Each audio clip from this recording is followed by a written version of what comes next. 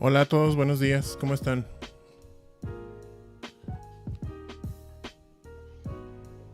Hola, profe, buenos días. Bien, gracias. ¿Y usted? Buenos días. Bien, Buenos bien. días, Muy profe. bien, gracias. ¿Qué tal? Buenos días. Bueno, pues hoy ya tenemos dos temas de la materia. Vamos a ver. El primer tema es un tema que se puede considerar todavía de introducción. Vamos a hablar sobre la célula, algunos de sus componentes y algunas de sus funciones básicas, y ya después vamos a abordar en la segunda mitad de la clase de hoy ya un tema ahora sí propio de la materia, que sería la adaptación, la lesión y la muerte celular. Entonces vamos iniciando con esta primera parte de la clase de hoy, la célula, comunidad de salud y enfermedad. Bien. Entonces vamos a hablar de algunos de los componentes de la célula. Les dije, vamos iniciando por el genoma. El genoma de la célula, bueno, cuando hablamos del genoma nos referimos a todo el material genético que tiene la célula en su interior, no nada más en el núcleo. Si recuerdan de sus clases de bioquímica o biología molecular, no sé si ya lo vieron, en las mitocondrias también hay ADN. Entonces cuando hablamos del genoma de la célula nos referimos también a este material genético. Pero para fines prácticos nos vamos a enfocar ahorita nada más en el genoma que está adentro del núcleo, porque es el que codifica proteínas para formar nuestras células, proteínas estructurales y funcionales de la mayoría de nuestras células. El ADN mitocondrial codifica para proteínas, pero que son casi específicamente para la función interna de la mitocondria. Bien, entonces el genoma de la célula que nos vamos a referir pues se encuentra adentro del núcleo. Aquí lo estamos viendo en este esquema. El genoma o el ADN normalmente está, empaquetado en estas estructuras o en esta estructura compleja que se llama cromatina. Dependiendo del estado que tiene esa cromatina, si está muy densa o inactiva porque no se puede transcribir, le vamos a llamar heterocromatina. Cuando está más suelta o desempaquetada, lo que le permite ser transcrita, bueno, ahí se llama eucromatina. Esta cromatina está compuesta por la hebra de ADN que se va a estar enrollando, aquí vemos en el esquema, alrededor de un grupo de proteínas que se llaman histonas. Bueno, aquí vemos cómo se va dando en orden de lo singular a lo particular, de derecha a izquierda. El enrollamiento del ADN, tenemos la hebra sola de ADN, se enrolla en las histonas formando los llamados nucleosomas. Estos van a conformar la cromatina y conforme se va condensando, se va empaquetando cada vez más. La cromatina se va enrollando sobre sí misma para formar una hebra más densa de ADN que al volverse a enrollar nos va a formar los cromosomas. Los cromosomas normalmente no los vemos así en la célula, a menos de que esté la célula en una fase de mitosis. Por lo general la cromatina va a estar un poquito más suelta o dispersa dentro del núcleo o dentro del protoplasma, este líquido que está adentro del núcleo. Y bueno, esto la podemos ver, aunque la cromatina es de un tamaño muy muy pequeño, podemos verla en general a su disposición más o menos en el microscopio óptico. Si se fijan en el esquema, en la parte izquierda, donde está ahí la representación del núcleo, vemos como la heterocromatina se ve más oscura y la eucromatina se ve más clara. ¿Sí? Entonces, esos cambios en la coloración los podemos apreciar en el microscopio óptico a gran aumento y podemos saber más o menos cómo está la cromatina de alguna célula. Entre más cromatina clara veamos, quiere decir que esa cromatina está siendo transcrita o traducida en genes, ¿sí? Porque es eucromatina y es la que está activa. Bien, entonces aquí en las hebras de ADN que están formando la cromatina, ahí es donde se codifican los genes. Aquí tenemos un ejemplo del lado derecho. Los genes están compuestos en general por cuatro, primero tenemos una secuencia promotora, que es la que nos vamos como a identificar el gen para cuando se quiera transcribir. Después tenemos una secuencia también que es reguladora. Este enhancer nos sirve para regular la expresión de los genes. Y después tenemos las secuencias que se van a transcribir, que son los exones. Estos son los que se van a transcribir de forma activa para formarnos después una hebra de ARN. El ARN es un material genético, está compuesto por ácidos nucleicos, que va a ser como un complemento a una copia del ADN que forma la hebra aquí del genoma. Entonces el ARN ahora sí va a salir del núcleo la mayoría de las veces, a menos que vaya a formar proteínas para dentro del mismo núcleo.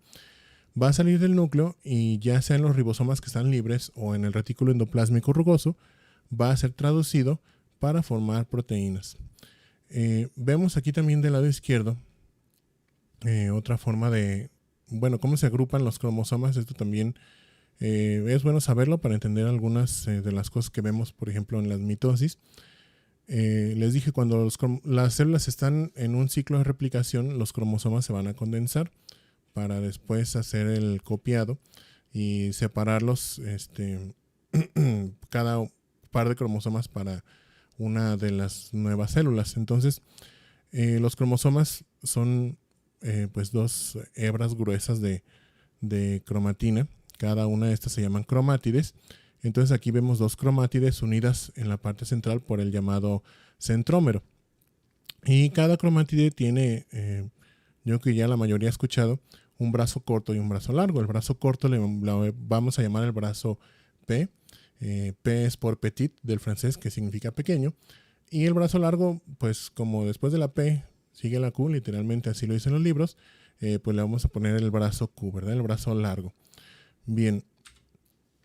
Aquí tenemos en este otro esquema una representación de cómo se organiza la cromatina ya a un aumento mayor. ¿Sí? Estos son los nucleosomas. Les dije, conformados por la hebra de ADN que se enrolla alrededor de las histonas. Dependiendo de si estas histonas están metiladas o acetiladas, van a cambiar su carga eléctrica y eso va a hacer que se condensen para formar heterocromatina, que es inactiva, o que se separen un poquito más o se relajen estas vueltas de ADN para formar la llamada eucromatina, que es la que es activa, es decir, que se puede transcribir. Bien, hay muchas maneras que tiene, la célula tiene diversas maneras de regular la expresión de los genes. Una es mediante estas secuencias que vimos, los promotores o las reguladoras o enhancers, pero hay otros mecanismos que ayudan a regular la expresión de los genes. Aquí vemos dos de los más estudiados. El que es el de la vía del microARN o miRNA, aquí lo vemos por sus siglas en inglés, y del ARN de largo no codificante, ¿sí? LNCRNA. Entonces, del lado izquierdo vemos el microARN. Esta es una secuencia de ARN que se va a transcribir a partir de un gen, pero que no va a codificar para ninguna proteína.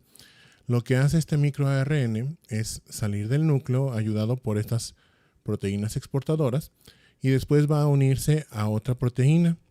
Entonces ahí es cuando va a empezar a hacer su función, ya sea uniéndose a la copia de ARN que es su blanco, o sea, el gen que va a regular, para cortarlo en la mitad, ¿sí? o partirlo, o también quedándose unido para interferir con la transcripción del ARN blanco o diana en los ribosomas. Entonces, en pocas palabras, este microARN se une al gen blanco, ya a la copia de ARN de ese gen que desea regular.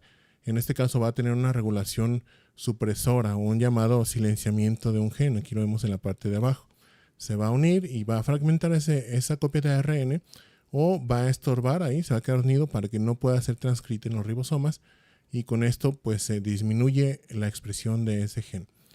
Ya los mecanismos reguladores para la producción de este microARN son un poquito más complejos, pero básicamente eso es lo que sucede, ¿sí? Se produce este ARN que interfiere con la transcripción de algún gen. Este otro, el ARN de cadena larga no codificante, bueno, este puede tener distintas funciones, no nada más supresor. Aquí lo estamos viendo en la primera parte. Puede servir como un activador de genes, es decir, puede hacer que aumente la expresión de algún gen. Puede también servir como un supresor, se une a ribonucleoproteínas que están allá dentro del núcleo, que se van a unir también a la hebra de ADN, y con esto va a interferir con la lectura y transcripción de ese ADN para hacer una supresión de ese gen. Puede también hacer o causar modificaciones en la cromatina, ya sea para volverla eucromatina o heterocromatina, es decir, para cambiar el estado de metilación o acetilación y hacer que esa cromatina, como dijimos, se compacte o se relaje y pueda ser transcrita o se silencie en ese momento ese gen. Y también ayuda a formar complejos proteicos que participan en la transcripción de los genes. ¿Sí? Cuando se da la transcripción de un gen, acuérdense, se unen diversas proteínas ahí a la hebra de ADN que funcionan como factores de transcripción, lo van leyendo y lo van copiando. Entonces, ahí en ese proceso también se ha visto que participa este ARN de cadena larga no codificante. Bien, aquí vemos unas imágenes esta es una imagen de una microfotografía de microscopía electrónica de transmisión. Si recuerdan, en la clase pasada hablamos sobre la microscopía electrónica, dijimos que esta nos va a dar pues el mayor aumento posible de una estructura celular, o vamos a poder ver la ultraestructura. Entonces aquí estamos viendo el núcleo y estamos viendo así a grosso modo los componentes de ese núcleo. Entonces lo que se ve más oscuro o más electrodenso sería la heterocromatina, la cromatina que está condensada y no es codificante, y lo que se ve más claro sería la eucromatina o la cromatina que está más relajada y puede ser transcrita. En la parte central, como esta zona más electrodensa, esta no es cromatina, este es un nucleolo, ¿sí? El nucleolo es algunos autores lo llaman estructura, otros lo llaman una zona del núcleo nada más, que está compuesta por diversas proteínas y ayuda a la transcripción del ARN que va a formar las ribonucleoproteínas, o sea, las proteínas que están allá dentro del núcleo. Factores de transcripción, proteínas reguladoras, etcétera, se forman aquí. Entonces, es una estructura que participa en la función interna del núcleo. A veces lo podemos ver cuando la célula está más activa en cuanto a la transcripción de ADN. Otras veces está muy pequeñito o no se ve. Bien, y aquí tenemos un ejemplo, miren, de cómo podemos ver la cromatina en una tinción de rutina en la microscopía óptica. Esta es aquí, bueno, está ampliada mucho la imagen, ¿sí? Para que la puedan ver ustedes más fácil con zoom digital, pero con el aumento de seco fuerte o con el de aceite de inmersión, ¿sí? Con el objetivo de inmersión de 100x, se puede ver, aunque cuesta a veces un poquito de trabajo al principio, hay que entrenar el ojo, pero sí se alcanza a ver la diferencia entre las zonas claras y las zonas oscuras. Esta es una cromatina llamada en sal y pimienta que se ve en los tumores de este tipo. Este es un carcinoma neuroendocrino. Entonces, fíjense, le llamamos así porque se nota muy bien el contraste entre las zonas claras, que vamos a ser como si fueran los granos de sal, si nos imaginamos sal y pimienta mezcladas, y las zonas oscuras más puntiformes, que serían pues los granos esos de pimienta. Bien, pasando a otro apartado de este capítulo, vamos a hablar sobre el mantenimiento celular. Bien, el mantenimiento celular comprende una serie de funciones muy amplias y muy extensas que van a encargarse de realizar pues labores de mantenimiento que son vitales para la célula, ¿sí? Para que ésta pueda mantener su viabilidad, es decir, que no se vaya a morir la célula y que también pueda mantener su función. Aquí vemos las principales labores o funciones que comprenden el mantenimiento celular. La protección de la célula de su microambiente, ¿sí? Hay células que están en un ambiente que está un poquito hostil para los componentes intracelulares, entonces necesita mecanismos para proteger el interior de ella misma de ese microambiente. La adquisición de nutrientes, sí, acuérdense, la célula necesita alimentarse, necesita nutrientes y necesita oxígeno para poder generar energía. El metabolismo interno de la célula, sí, la célula no nada más capta energía de forma pasiva, tiene que hacer ciertos procesos internos en su citoplasma para poder convertir los nutrientes en moléculas más sencillas que le dan energía. La comunicación intracelular e intercelular, ¿sí? O sea, comunicación dentro de los mismos organelos de la célula, pero también entre una célula y otra. El movimiento, bueno, el movimiento lo vemos en algunas células específicas, por ejemplo, en las células de la inflamación, ¿sí? Estas, acuérdense, necesitan desplazarse dentro de los tejidos, entonces para el movimiento de la célula, bueno, el movimiento de la célula en estos casos es vital para que lleven a cabo su función. Una célula inflamatoria que está nada más estática, pues no nos sirve de mucho. La renovación de moléculas, como todo, como las piezas de un carro, de alguna maquinaria, etcétera. En la célula, las proteínas, que serían los bloques fundamentales de su estructura, también se desgastan o sufren cierto tipo de desgaste. Entonces, estas proteínas pasan por un proceso que aquí está bajito, está encadenado o está muy relacionado con este de arriba. El catabolismo celular y la renovación de proteínas están relacionados entre sí. Las proteínas estas viejas tienen que pasar por un proceso de catabolismo, es decir, son destruidas para después de los aminoácidos que resultan de estas proteínas volver a formar proteínas, pero que ya están nuevas otra vez y ya son funcionales. Y la generación de energía, bueno, esta se puede confundir con el metabolismo. El metabolismo abarcaría también la generación de energía, pero también se refiere al procesamiento interno de otras sustancias. A lo mejor la célula produce macromoléculas como hormonas, etcétera. Entonces eso entra en su metabolismo. Ya cuando hablamos de generación de energía nos referimos simplemente a la producción de moléculas que le van a dar energía a la célula para funcionar. Bien, la mayoría de estas funciones se llevan a cabo dentro de alguno de los distintos organelos que tiene la célula. Aquí estamos viendo una representación muy básica de los organelos o de los principales organelos que tiene la célula. Tenemos el núcleo y el nucleolo, que ya describimos ahorita. Alrededor tenemos el retículo endoplásmico rugoso, que recibe ese nombre por esas pequeñas, ese aspecto de estar como estriado en la periferia que se lo dan los ribosomas que se pegan ahí a su membrana o que se adhieren ahí a su membrana. El aparato de Golgi, estos dos trabajan juntos, ¿sí? El retículo endoplásmico rugoso y el aparato de Golgi se dedican a la producción y maduración de proteínas que van a ser excretadas o liberadas por la célula. Los ribosomas que están aquí libres, estos puntitos de color morado, esos se encargan de producir proteínas, pero que van a ser utilizadas aquí adentro de la célula. ¿Sí? Proteínas estructurales o proteínas para la función de algún organelo. El retículo endoplásmico liso que vemos acá abajo también se dedica a la producción de proteínas, pero principalmente son hormonas, como las hormonas esteroideas, por ejemplo. Tenemos también las mitocondrias, aquí las vemos de color rojo, esas ya sabemos se dedican a la producción de energía para la célula. Y tenemos una serie de vacuolas también aquí intracitoplasmáticas que están revestidas por el mismo tipo de membrana de la célula. Acuérdense, es una membrana compuesta por una bicapa de fosfolípidos, pero dependiendo de lo que tenga en su interior esa vesícula o de la función que tenga, va a recibir cierto nombre. En su estructura son muy parecidas porque están rodeadas de membrana, pero algunas tienen ahí en esa membrana bombas, por ejemplo, de iones que ayudan a modificar el pH, ¿sí? A crear especies reactivas de oxígeno, etc. Entonces, por ejemplo, los endosomas son vesículas que entran a la célula, hacen una enterocitosis, o sea, las utiliza la célula para captar proteínas o elementos aquí extracelulares o nutrientes que necesita para su función o para producir alguna de las proteínas que después secreta. Los lisosomas y los peroxisomas se parecen mucho en que tienen enzimas o sustancias que son muy agresivas para el interior de la célula, por eso es muy importante que estos siempre se mantengan íntegros. Si alguno de estos se rompe, se libera su contenido y nos puede dañar o destruir la célula desde adentro.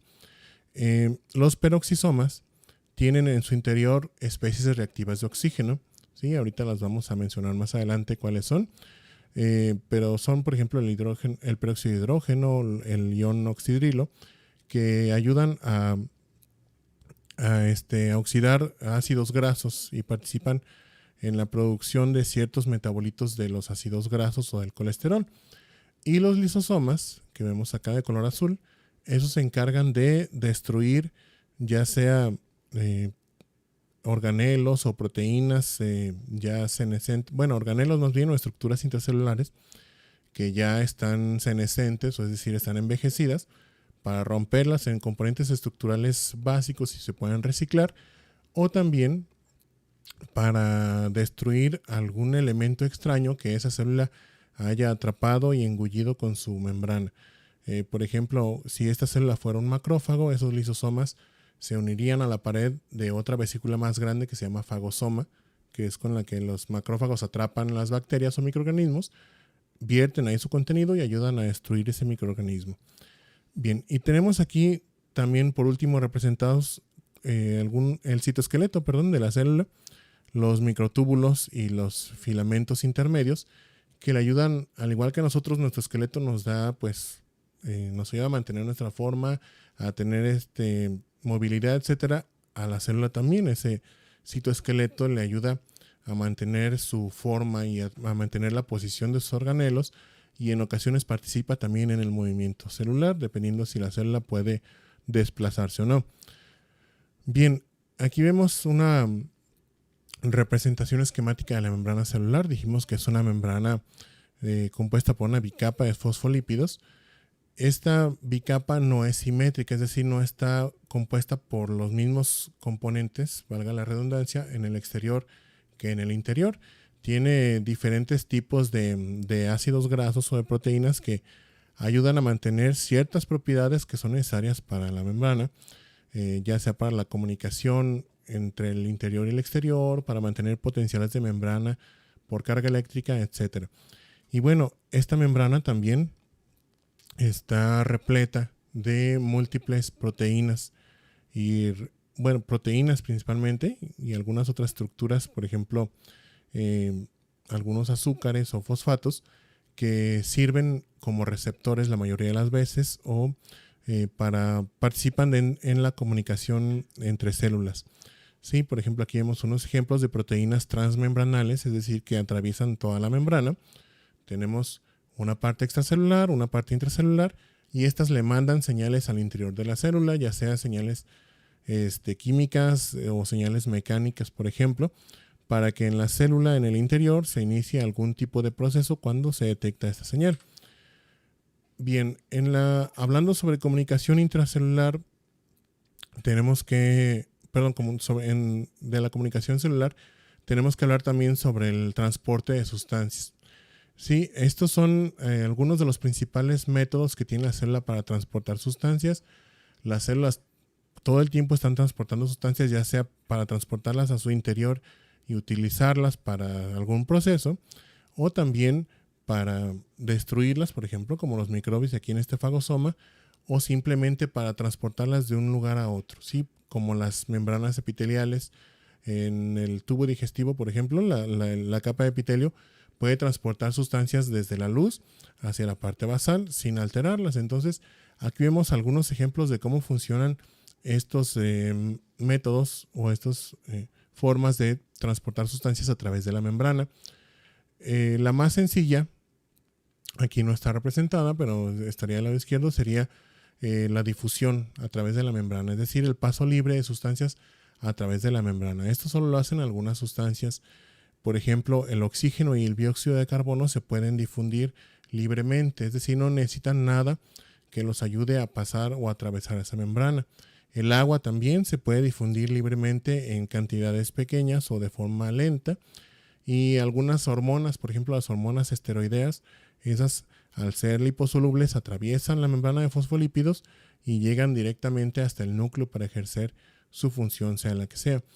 Después de eso, de la difusión, tenemos el transporte que le llaman también los libros facilitados, ¿sí? Ya sea utilizando canales que vemos aquí o bombas, ¿sí? Elementos proteicos ahí que funcionan literalmente como funciona una bomba de agua. Bombean elementos entre el interior y el exterior de la célula, ya sea hacia adentro de la célula o hacia afuera de la célula. Entonces tenemos muchos elementos de este tipo, por ejemplo canales, pues como los canales de sodio o los canales de calcio, que ayudan a mantener la carga eléctrica y la osmolaridad dentro de la célula, o la bomba sodio-potasio ATPasa, ¿sí? Que intercambia sodio por potasio, y ATPasa, bueno, porque necesita ATP para funcionar, ¿sí? Necesita energía. Hay otros métodos para introducir o para transportar sustancias en la membrana. Por ejemplo, aquí vemos las vacuolas mediadas por caveolina o mediadas por receptores.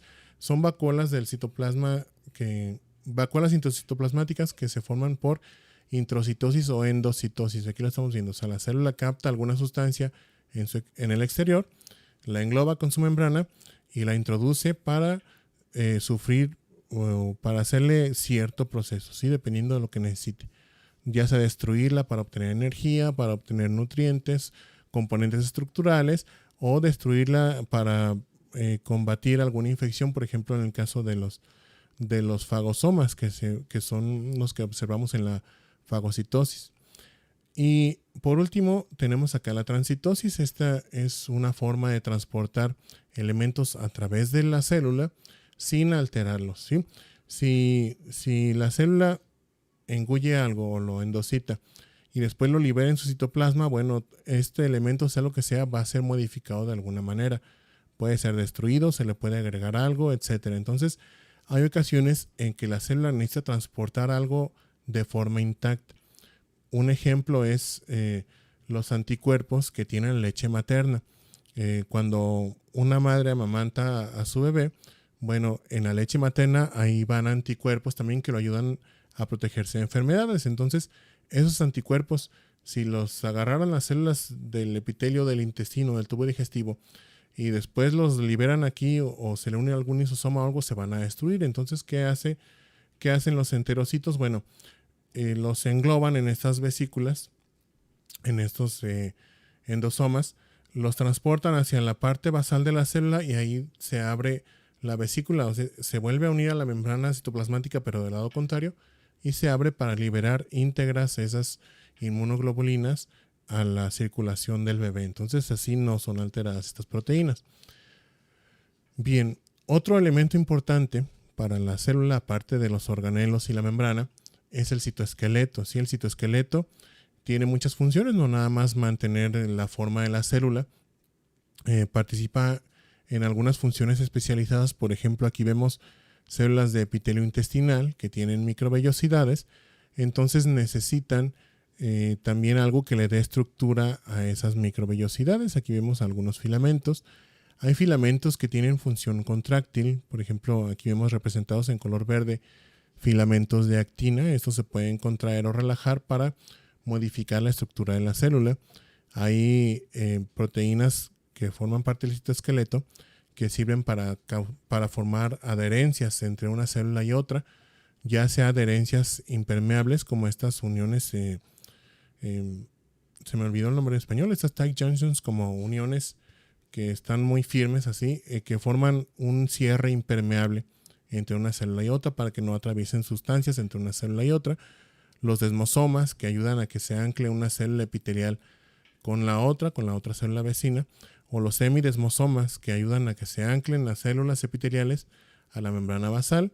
Hay también uniones comunicantes. Aquí vemos las uniones GAP en color amarillo en la parte baja de la imagen, que funcionan como canales entre una célula y otra para permitir el paso de sustancias que participan en la comunicación entre una célula y otra. Bien, como parte ya del metabolismo de la célula, como parte final del metabolismo no final necesariamente, más bien parte del metabolismo de la célula consiste también en la degradación de elementos, muchas veces para ser reciclados. Aquí vemos dos tipos de formas que tiene la célula de degradar sustancias. La primera consiste en la formación de vesículas intracitoplasmáticas de endosomas, a las que se les van a unir después lisosomas, van a vertir su contenido ahí de especies reactivas de oxígeno o de enzimas proteolíticas para fragmentar todo eso que esté dentro del endosoma. Pueden ser sustancias externas de la célula, pueden ser microorganismos, pueden ser de los mismos organelos de la célula. Aquí esto se llamaría autofagia, ¿sí? La célula empieza como a consumirse ella misma, a consumir elementos propios. Las enzimas de estos lisosomas fragmentan esos organelos o esos componentes y los rompen en elementos estructurales ya más simples para poder ser reciclados. También aquí en la parte de abajo vemos a una escala más pequeña también otro proceso de degradación, pero en este caso de las proteínas. Cuando se está formando una proteína, se forma como una cadena de aminoácidos. Aquí la vemos del lado izquierdo. Pero las proteínas, no sé si recuerdan, tienen que estar plegadas de cierta manera para que puedan ser funcionales. Si no están plegadas de forma adecuada, no van a funcionar. Entonces, para ayudarles a plegarse, se les unen estas otras proteínas más pequeñitas que se llaman chaperonas. Estas, donde se une una chaperona a esa cadena de aminoácidos, va a hacer que se pliegue de cierta manera por su carga eléctrica. Entonces, cuando se unen las chaperonas, bueno, tenemos una proteína plegada ya. Hay diversos factores que van a modificar este plegamiento de las proteínas. Aquí vemos algunos ejemplos. La edad, la radiación ionizante como los rayos ultravioleta, el calor o las especies reactivas de oxígeno pueden hacer que las proteínas se desnaturalicen, es decir, se modifican ese plegamiento, ¿sí? O se desdoblan. Entonces, ¿qué es lo que va a pasar? Esas proteínas, son identificadas, se les van a unir otras proteínas que están dentro del citoplasma que se llaman ubiquitinas, y estas las van a llevar a estas estructuras o estas estructuras proteicas complejas que se llaman proteasomas, que aquí, como lo estamos viendo, funcionan como si fuera un triturador. Ahí empieza a entrar la proteína y es degradada en péptidos, es decir, en fragmentos más pequeñitos de aminoácidos para que puedan ser reciclados. Esto, es lo que sucede de forma esperada dentro de la célula, pero hay ocasiones en que esta acumulación de proteínas mal plegadas se da dentro de algún organelo, como en el retículo endoplásmico, ¿sí? Puede ser por alteraciones genéticas, alteraciones metabólicas, hereditarias, infecciones virales, etcétera, que hacen que las proteínas mal plegadas se acumulen, pero dentro del retículo endoplásmico. Entonces, esto va a causar un llamado estrés del retículo endoplásmico. Aquí lo estamos viendo porque se está sobrecargando, se está llenando de proteínas mal plegadas, y esto, puede llevar a una apoptosis, es decir, una muerte de la célula por la acumulación ahí de proteínas que tarde o temprano va a detener la función del retículo endoplásmico, ya alterar todo el funcionamiento interno de la célula y llevarla a un proceso de muerte. Bien, ya casi para terminar esta primera parte, vamos a hablar sobre el metabolismo celular, enfocándonos en la producción de energía. Sí, la energía de la célula ya sabemos que proviene de este organelo, de esta estructura pequeñita que son las mitocondrias. Las mitocondrias son una estructura compuesta por dos membranas, una membrana externa y una membrana interna. En su interior tienen un líquido que sería la matriz mitocondrial, y tienen estas estructuras o repliegues de la membrana interna que serían las crestas. Todo esto sirve para mantener una diferencia de cargas eléctricas entre los diferentes compartimentos de la mitocondria y facilitar o mantener ese potencial de membrana que es necesario para lo que le llamamos la respiración celular. Si una serie de procesos que se llevan a cabo aquí entre las membranas de la mitocondria, el principal es la fosforilación oxidativa, que nos van a producir ATP. Sí, las diversas reacciones que se dan aquí dentro de la mitocondria tienen esa finalidad, la producción de ATP o adenosín trifosfato, que es la molécula fundamental que utiliza la célula para obtener energía. Dentro de la mitocondria hay algunas otras proteínas que, si se liberan de ahí, pueden tener efectos nocivos para la célula. Por ejemplo, hay iones hidrógeno, ¿sí? O hidrogeniones, que ayudan a mantener la carga eléctrica de la mitocondria. Si por alguna razón, porque la mitocondria sufra un daño, por ejemplo, que una isquemia, ¿sí? Algún daño por radiaciones, etcétera, puede causar esto pérdida de iones hidrógeno. Entonces se va a perder ese potencial de membrana y se va a detener el ciclo de respiración celular o la fosforilación oxidativa. Esto lleva a una depresión o a un agotamiento del ATP y esto va a causar que la célula muera, ¿sí? Que sufra un proceso de necrosis. También aquí, miren, algún tipo, hay muchos, sí, pero hay las llamadas señales apoptóticas o inductoras de la apoptosis que pueden hacer que de la mitocondria se liberen ciertas proteínas. La principal que se va a liberar es el citocromo C, ¿sí? Se liberan varias que tienen nombres ahí medio curiosos, ¿sí? Después los vamos a revisar un poquito, pero el citocromo C es una proteína proapoptótica, es decir, que induce la apoptosis o la muerte, una de las formas de muerte de la célula. Este va a causar o a formar complejos dentro del citoplasma que se llaman apoptosomas y estos inician una serie de señales intracelulares que van a llevarnos a una muerte celular, pero distinta de esta del lado izquierdo. Esta sería una necrosis, esta sería una apoptosis.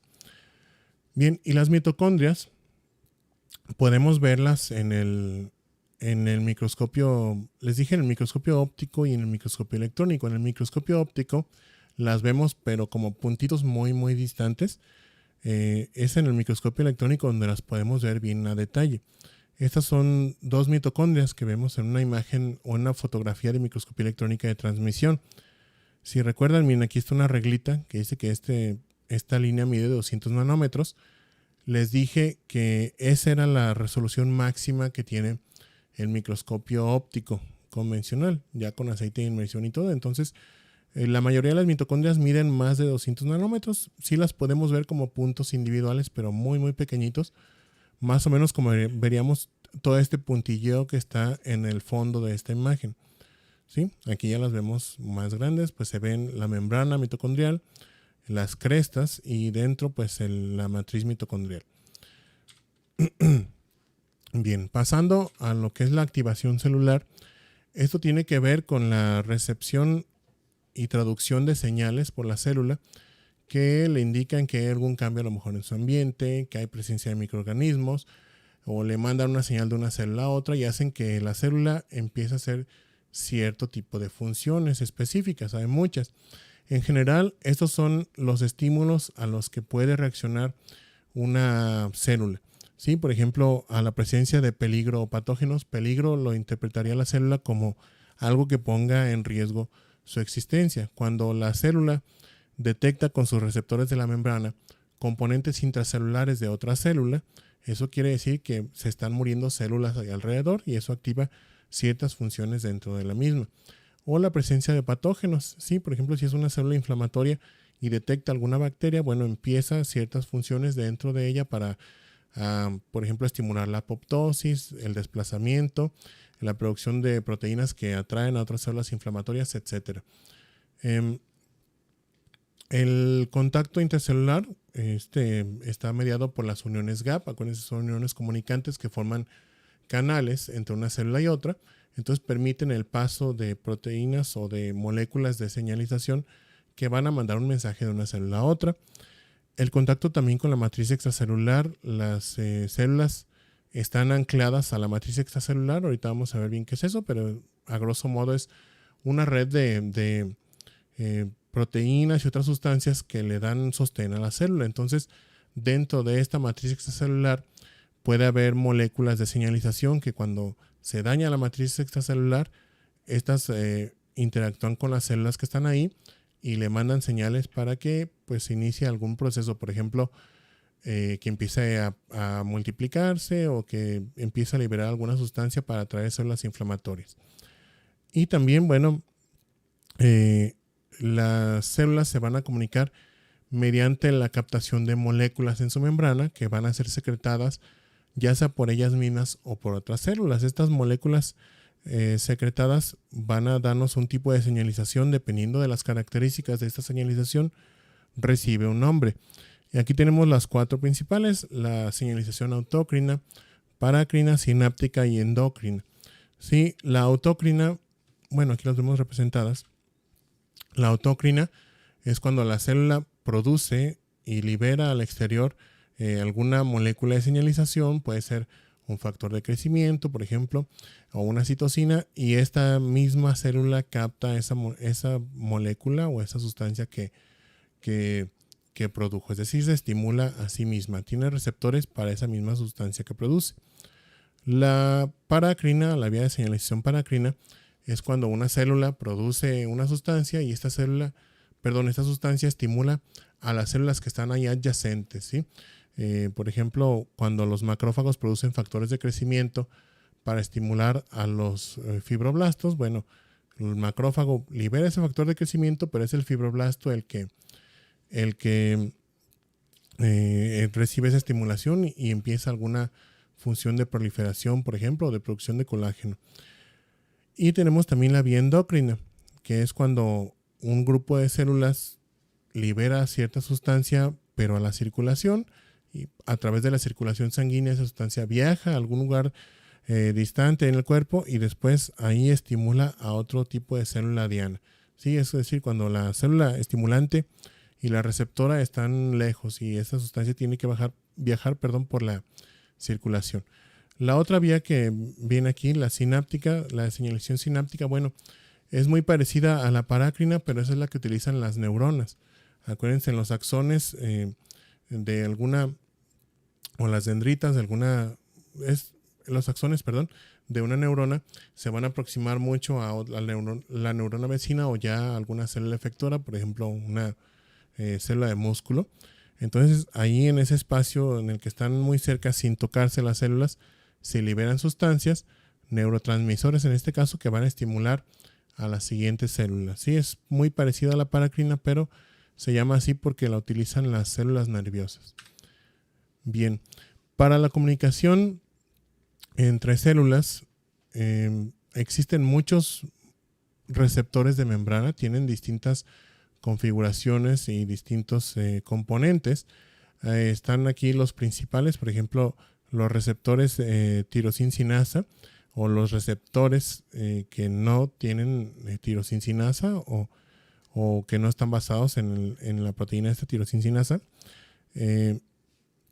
Los receptores celulares ligados a proteína G, receptores hormonales, estos que son proteínas de la familia Notch, o algunos otros receptores proteicos que la mayoría de estos, bueno, al recibir un estímulo, cualquiera que sea, sí, una hormona, factor de crecimiento, etcétera, una proteína, bueno, van a iniciar en el interior de la célula una señal que la mayoría de las veces va a irse en cascada, le decimos, es decir, una señal activa a otra proteína que después esa manda señal a otra y así se van como en escalerita o en cascada hasta llegar al núcleo. Sí, la mayoría de las veces estas señales van a mandar una señal en cascada hacia el núcleo, ya sea para empezar la mayoría de las veces para transcribir genes, sí, para estimular la transcripción de algún gen, para producir alguna sustancia, por ejemplo, para iniciar la movilidad de la célula, para su desplazamiento, etcétera. Bien, aquí vemos un ejemplo de una señalización ya en concreto, ¿sí? de una célula. Aquí esta célula está recibiendo un factor de crecimiento. Los factores de crecimiento envían señales al núcleo para permitir o para iniciar la transcripción celular.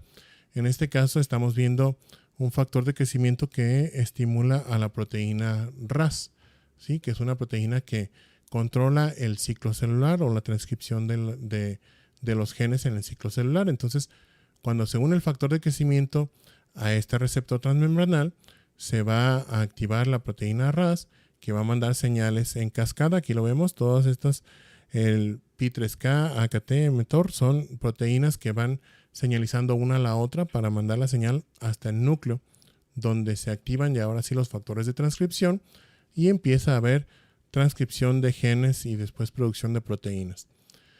Aquí tenemos algunos de los principales factores de crecimiento, ¿sí? Que vemos normalmente en la inflamación o en la proliferación de algunas células. Hay muchos factores de crecimiento ya identificados. Estos nada más son unos ejemplos. Por ejemplo, factor de crecimiento epidérmico que es liberado principalmente por macrófagos, pero lo producen otras células. ¿Y qué hace? Bueno, como su nombre lo dice, estimula la proliferación de células epiteliales, por ejemplo.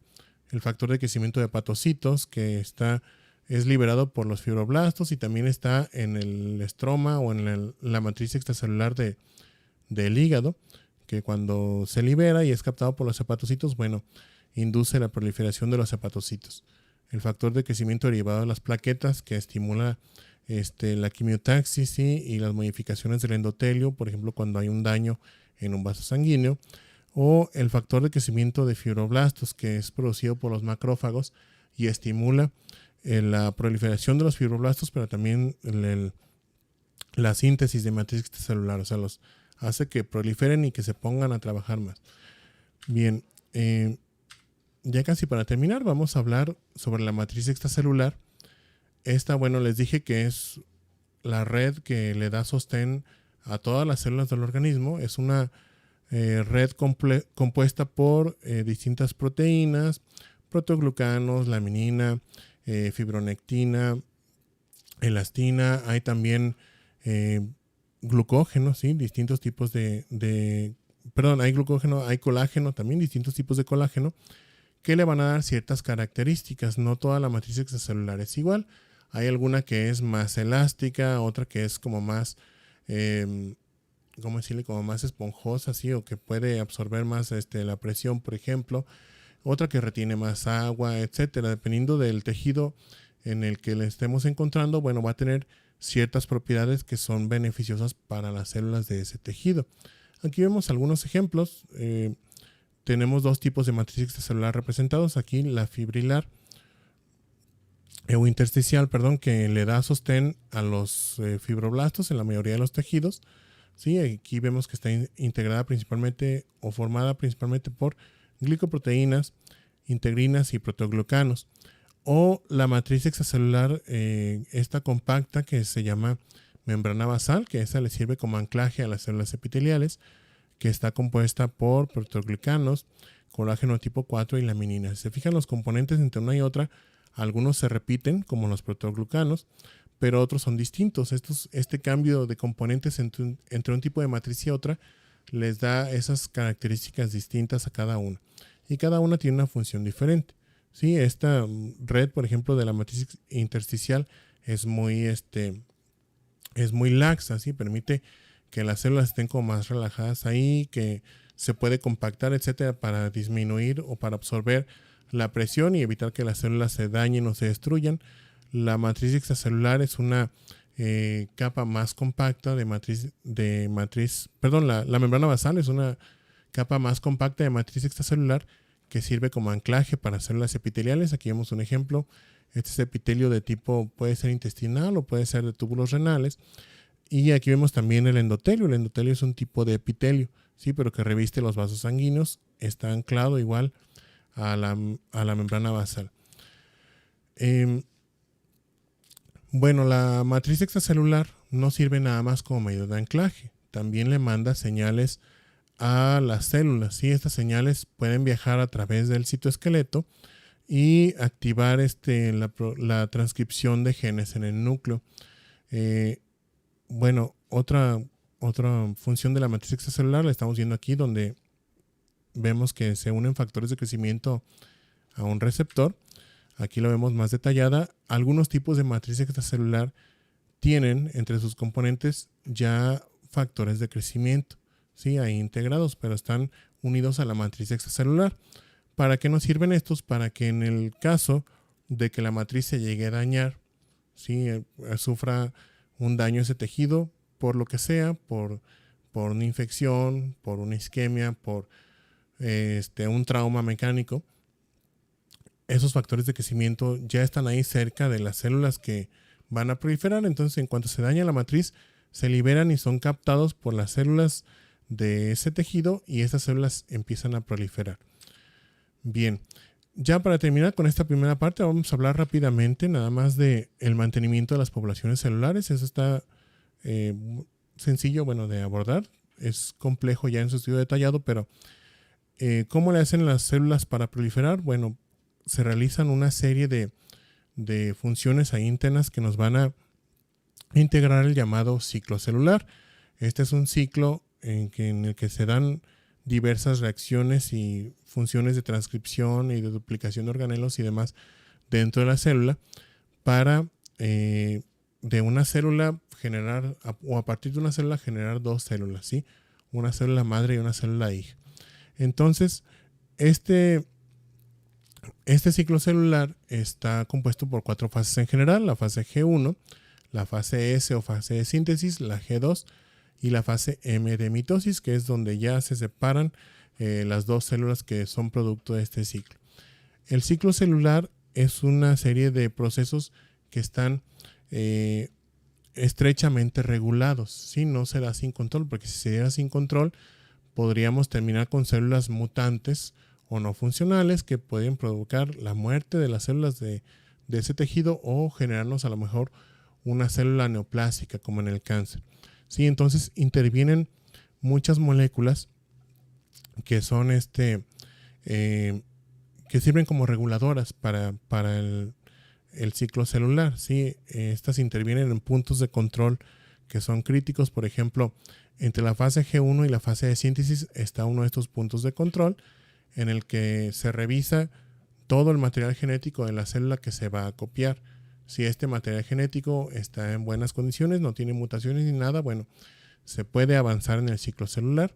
Y después de la síntesis y de la G2 hay otro punto de control crítico también. Antes de la mitosis se revisa aquí la copia del ADN, ¿sí? A ver si es una copia fiel del ADN original, si no se hicieron mutaciones a la hora de copiarla, si está, por ejemplo, alterada la copia de la nueva célula, entonces se regresa aquí un poquito en el ciclo de célula para iniciar algunos mecanismos reparadores del ADN.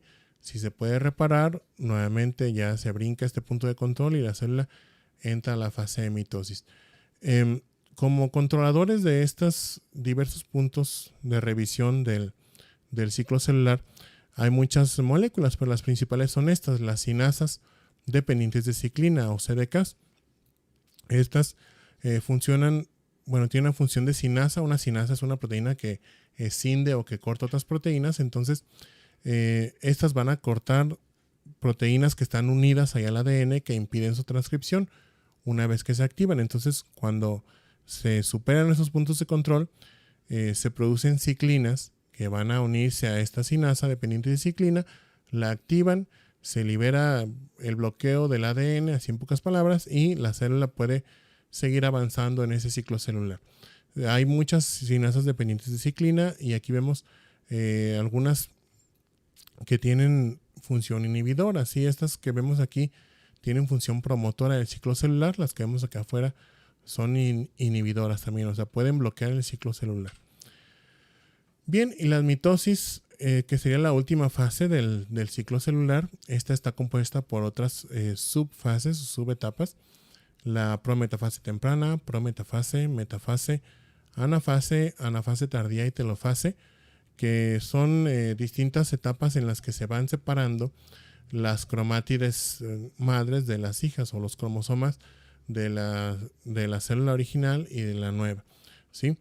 Esta es una imagen, es una fotografía obtenida por inmunofluorescencia confocal, es decir, se utilizaron múltiples anticuerpos para marcar distintos elementos de los cromosomas y poderlos visualizar. En las tinciones de rutina podemos ver también las mitosis. Aquí la estamos viendo cómo las observamos normalmente nosotros. Vemos ya la condensación de la cromatina, ¿sí? Formando barras de cromatina que se ven así como muy hipercromáticas y granulares, o formando estas dos barritas, por ejemplo, cuando ya estamos en la telofase, ¿sí? Sería como las visualizaríamos. Bien, ya sabemos, bueno, que nuestras células todas nuestras células provienen de unas células madre pluripotenciales que son producto o provienen del blastocisto, ¿sí? Cuando se fecunda el óvulo, se forma un cigoto, después aumenta la cantidad de células, se forma un blastocisto, y este está compuesto por células madre pluripotenciales, es decir, que se pueden diferenciar o convertir en una célula de cualquier tipo. Aquí vemos los ejemplos, ¿sí? Células de páncreas, inflamatorias o de la sangre, células cardíacas, neuronas, hepatocitos de cualquier tipo.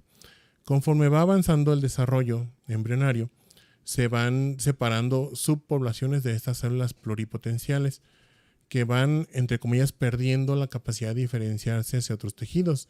De estas surgen las células madre multipotenciales y después las células madre ya comprometidas con algún linaje, es decir, que nos van a dar solamente cierto tipo de células.